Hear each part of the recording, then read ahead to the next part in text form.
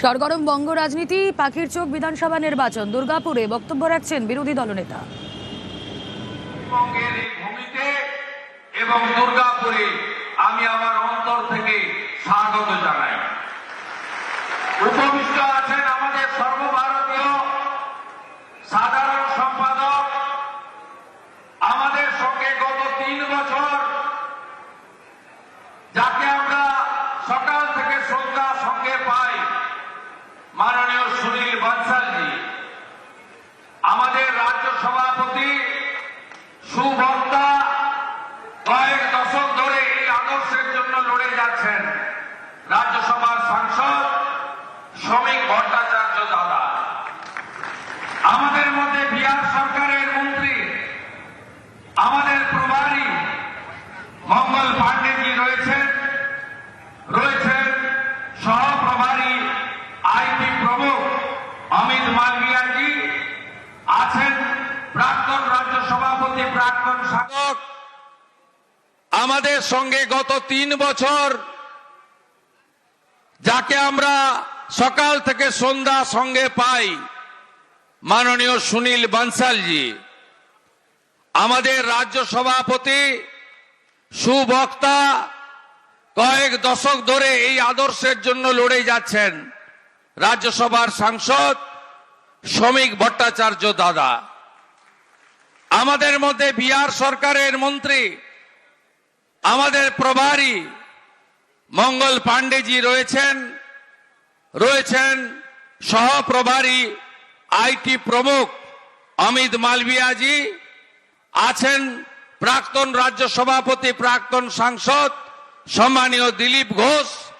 আমাদের মধ্যে আছেন সাধারণ সম্পাদক এবং সঞ্চালক সৌমিত্র খা, সাধারণ সম্পাদক সাংসদ জ্যোতির্ময় সিং মাহাতো, সাধারণ সম্পাদক তরুণ নেতা জগন্নাথ চট্টোপাধ্যায়, সাধারণ সম্পাদক সংগঠন আমাদের সাথী অমিতাভ চক্রবর্তী সহ, এলাকার বিধায়ক লক্ষণ ঘোড়াই সহ, আমাদের এই জেলার সভাপতি অভিজিৎ দাস সহ সম্মানিত মঞ্চ। আমি অনেকক্ষণ বলবো না, কারণ সকলেই ব্যথাতুর হৃদয় নিয়ে এসেছেন।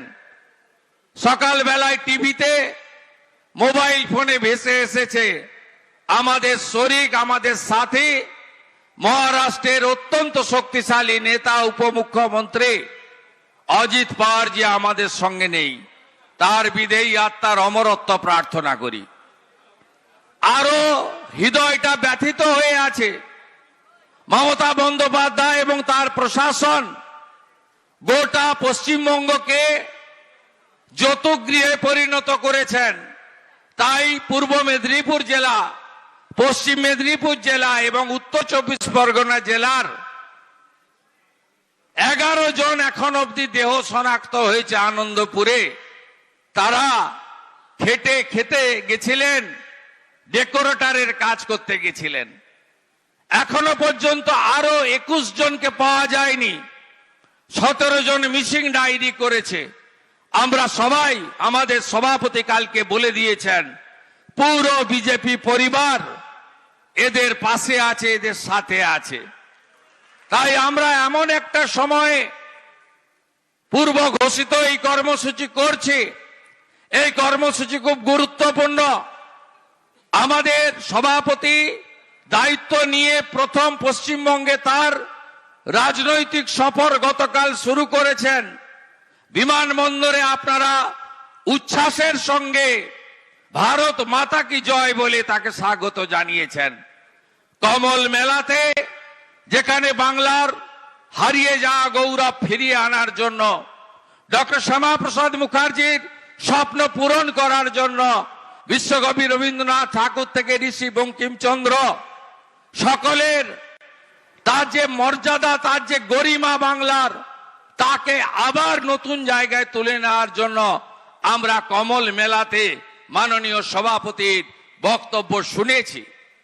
আজকে আপনারা যারা এসেছেন, আপনাদের গুরুত্বপূর্ণ দায়িত্ব এই এলাকায় বর্ধমান, কাটোয়া, বোলপুর এবং বীরভূম সাংগঠনিক জেলার আপনারা বাছাই করা 5,000-এরও বেশি ভারতীয় জনতা পার্টির বুথ স্তরে, শক্তি কেন্দ্র স্তরে, মন্ডল স্তরে এক একজন পিলার এখানে এসেছেন।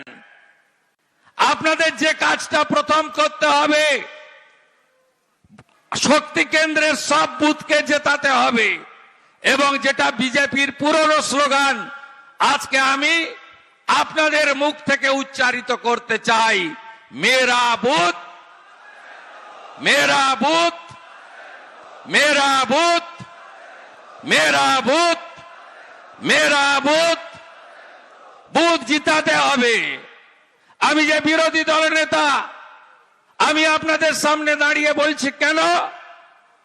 আমি যে বুথের ভোটার, নন্দীগ্রামের নন্দনায়ক ওয়ার্ড, 2021 সালে ওই বুথে 200-র কাছাকাছি ভোটে আমি মমতা ব্যানার্জিকে হারিয়েছি।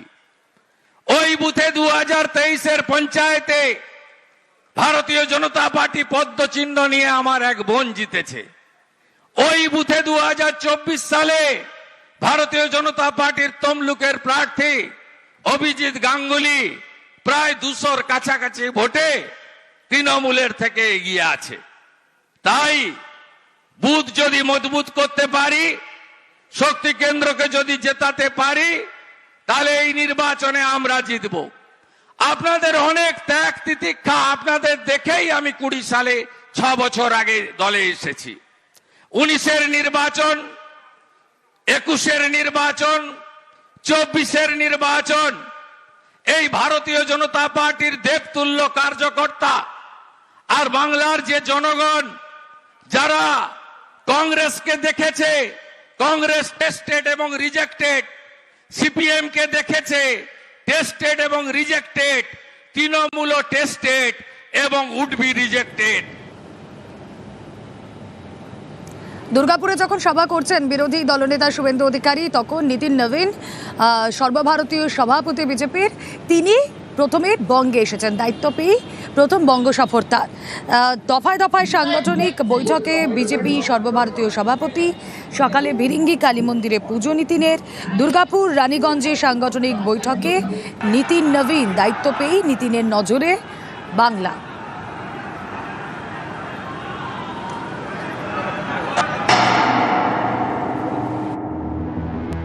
आज बंगाल कैसे आगे बढ़े, इसकी चिंता माननीय प्रधानमंत्री श्री नरेंद्र मोदी जी हमेशा करते हैं।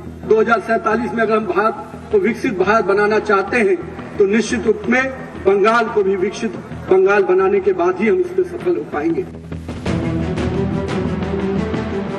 পাখির চোখ বাংলা। বিজেপির সর্বভারতীয় সভাপতির দায়িত্ব নিয়েই বঙ্গ সফরে নীতিন নবীন। পশ্চিমবঙ্গ দিয়েই রাজ্য সফর শুরু করলেন নীতিন নবীন। তবে কলকাতা নয়, বিজেপির সর্বভারতীয় সভাপতির বঙ্গ সফর শুরু শিল্প শহর দুর্গাপুর থেকে।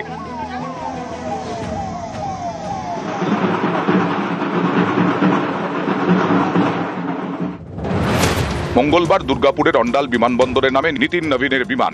সেখান থেকে বিজেপির একটি মেলায় যান, তারপর করেন বৈঠক। 2047 में अगर हम भारत को विकसित भारत बनाना चाहते हैं, तो निश्चित रूप में बंगाल को भी विकसित बंगाल बनाने के बाद ही हम इसमें सफल हो पाएंगे। तो कहीं न कहीं बंगाल को विकसित बनाना है, तो उसके संस्कृति को, उसके मिट्टी को, उसके कला के क्षेत्र को आगे बढ़ाना होगा।